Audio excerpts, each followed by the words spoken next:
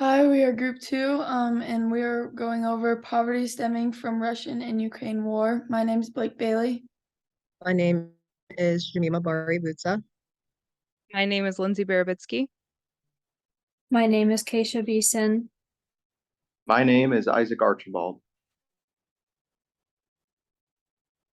So the main problem that's going on in the Russia and Ukraine area right now is due to that war. So poverty is the lack of access to food, is what we typically think of it as, but it's also a lack of access to healthcare, shelter, education, and the power to have some kind of decision making over your life and the world around you.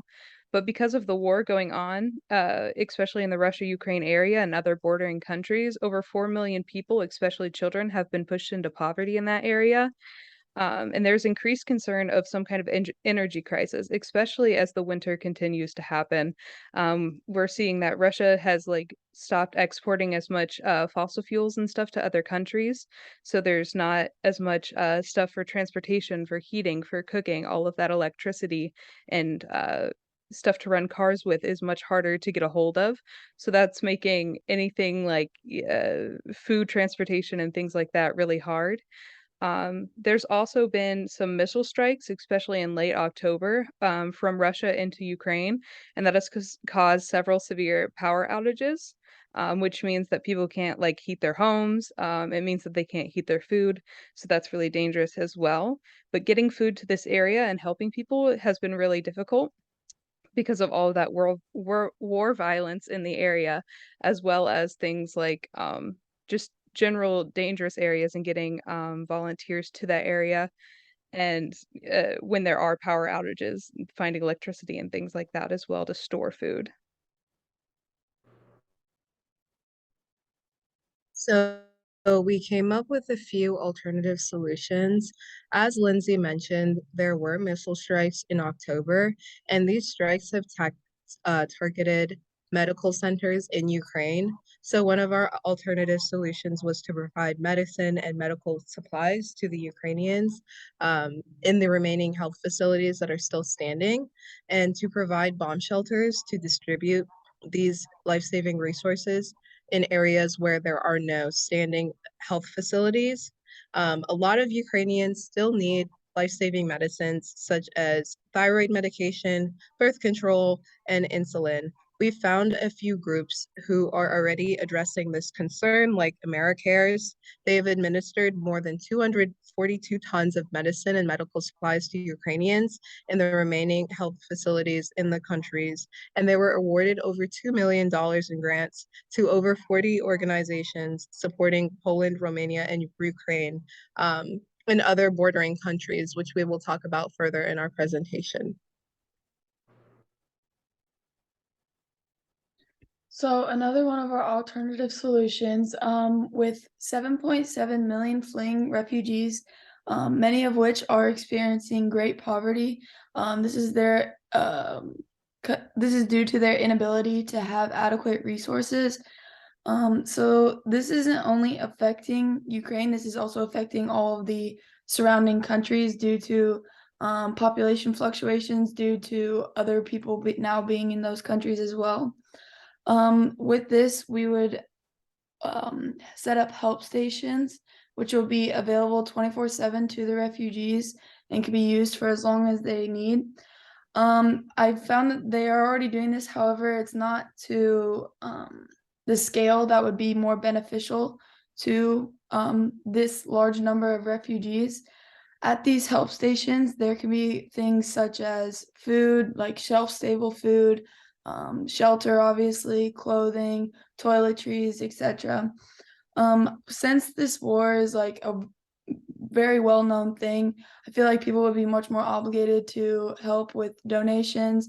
So things such as canned goods that we can then ship over, and we could use cash donation funds for the payments of the shipments. So to play off of what Blake just said about shelf-stable foods, in one of alternative solutions, we wanted to try and implement MREs and provide them at hotspots at border crossings between Ukraine and other countries like Belarus, Moldova, Slovakia, and the others listed on the slide. Countries like Ireland have already agreed to waive all Ukrainian refugee visa requirements for entering the country. So our MREs would be at these hotspots to provide sustenance while refugees were transitioning in between countries to receive support for the journey. The reason we chose MREs is because they can last from about 3 to 5 years if stored at 75 degrees Fahrenheit and cooler. And the general climate of these European countries will support that. We're planning to wrap the MREs in blankets, which can be used for warmth because we are moving into colder months. And these countries are generally a lot cooler than the ones that are closer to the equator. So the cooler the MREs, the longer they will last, and the more sustainable the solution will be in the long term for helping Ukrainian refugees.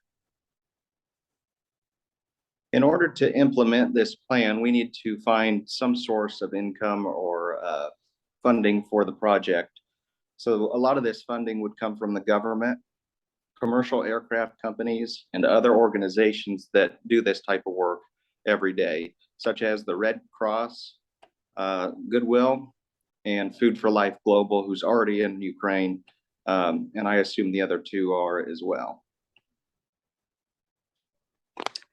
So on the next slide, Ukraine is still marked as an open country, and most of the people that we need to reach are in areas that are either difficult to access or they're just dangerous from the war. So what we would need is an airline company to partner with us to help get volunteers and shipping supplies to get there. So what we would do is set up stations with volunteers in safe areas outside of Ukraine and in Ukraine, not too far in Ukraine, and partner with companies like AmeriCares to bring food into the safe zones. And to do that, we thought about starting new safe zones, but we didn't want to add to the confusion or have too much confusion related to where people need to go. So a lot of these refugees are probably going on similar routes to leave Ukraine. So we would aid the stations that are already set up. In addition to that, we also would have the ability to use airdrops directly from planes through parachutes in areas that we can't access on foot. And on the next slide, we broke down typical costs of what this would take. And a typical MRE costs around $5 to $7 a piece. And obviously, since Ukraine is so far away from the United States, we would have to fly it there. And that comes around $3 to $4 per MRE. So we're around $10 per MRE, which is not too bad considering how far we have to travel with it and what it's going to do when it gets there.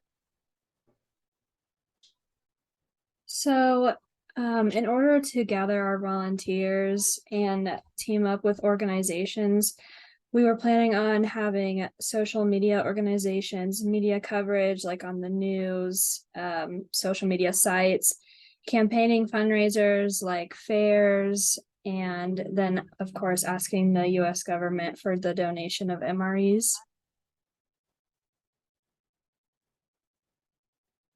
In addition to that, we plan on having MREs and those blankets stocked up at safe points outside of Ukraine and along the routes that refugees will be taking to leave.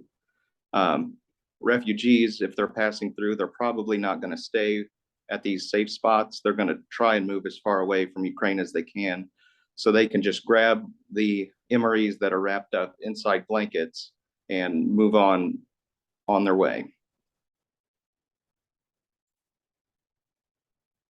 These are our sources. And that's the end of our presentation. Thank you.